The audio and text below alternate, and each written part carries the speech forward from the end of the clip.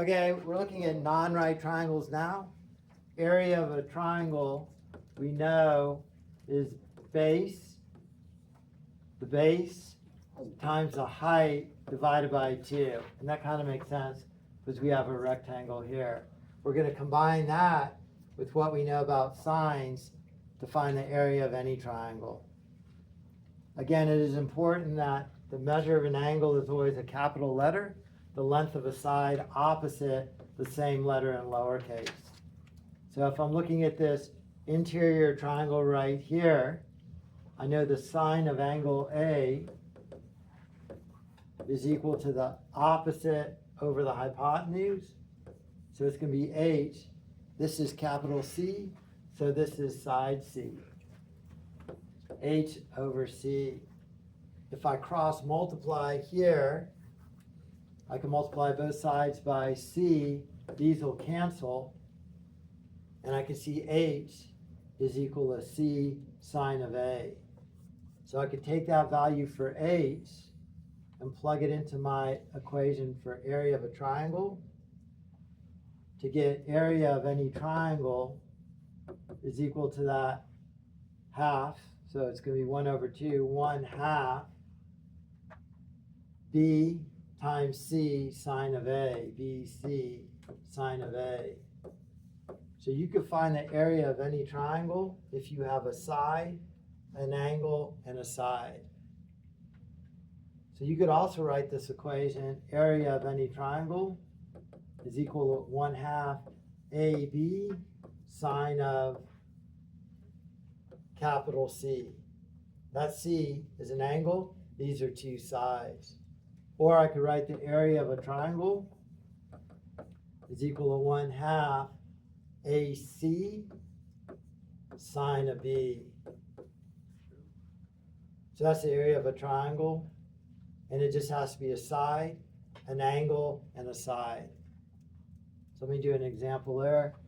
If I have this triangle right here, where I know this side is 5, this is 24 degrees, and this is 7.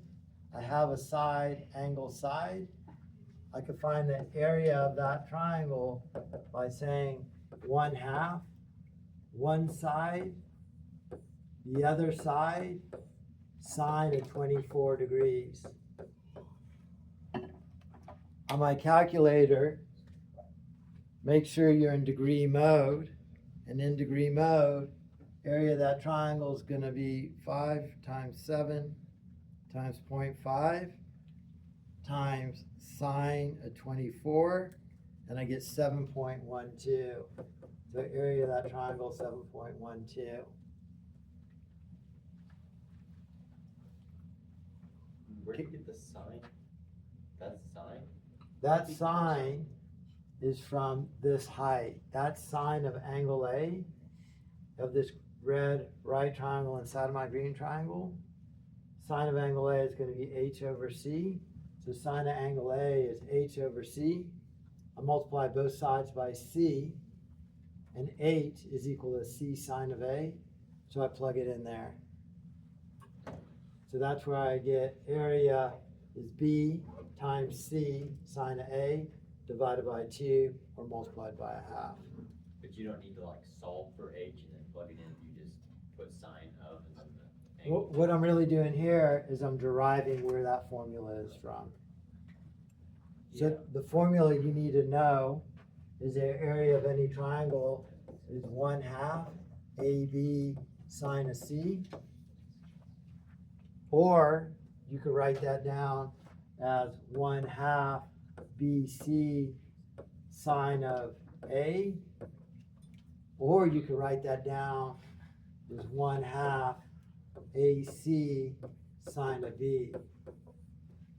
So once you have that area of a triangle, you could actually have 3 areas for a triangle. And now I'm going to derive the law of sines.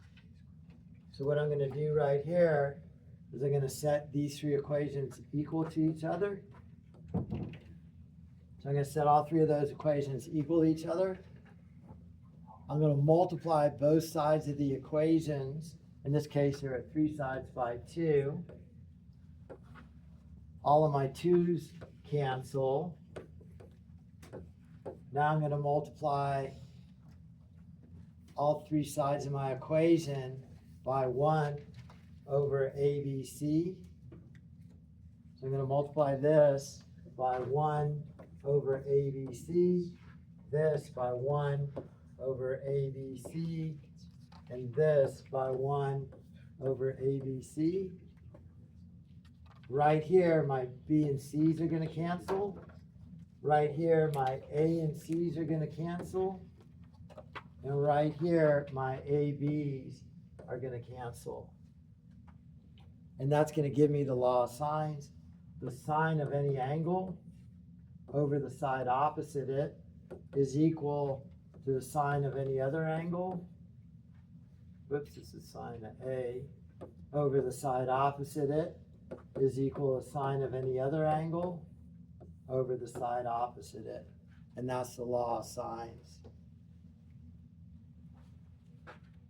So with the law of sines, you could write it as A over sine of A is equal to B over sine of B. What's important with the law of sines is that this is a side and this is an angle and they correspond. So if I have a triangle like this, where this is 5 and this is 20 and this is 9, and we'll call this triangle A, B, C. This would be side A, this would be side B, this is angle B. If I want to find angle B, I could say sine of B over the side opposite it is equal to sine of A over the side opposite it. One equation, one variable, so I could solve. This times this is equal to this times this, right? So I have, in degree mode, sine of 20 times 9. That times that, sine of 20 times 9 is 3.078 is equal to sine of B times 5. I'm going to divide both sides by 5. These cancel. So then I have 3.078 stored on my calculator divided by 5. 0.61 equals sine of B. Solving for B, I take the inverse sine of both sides, the inverse sine of that, and that'll cancel. So B is equal to the inverse sine of that. So I'm going to go second sine of that answer, and I get 38 degrees. So B is 38 degrees. Again, my check is smallest angle, shortest leg, medium angle, medium leg. I could find this angle because all 3 angles in a triangle add up to 180. And then I could find this side of the triangle. So again, we start with the area of a triangle. Start with the equation for area of a triangle, one leg, the other leg, sine of the angle in between them. And then we take the area of a triangle and we set them equal to each other to derive the law of sines. And then as long as you have 3 of the 4 pieces, you could solve for an angle or a side.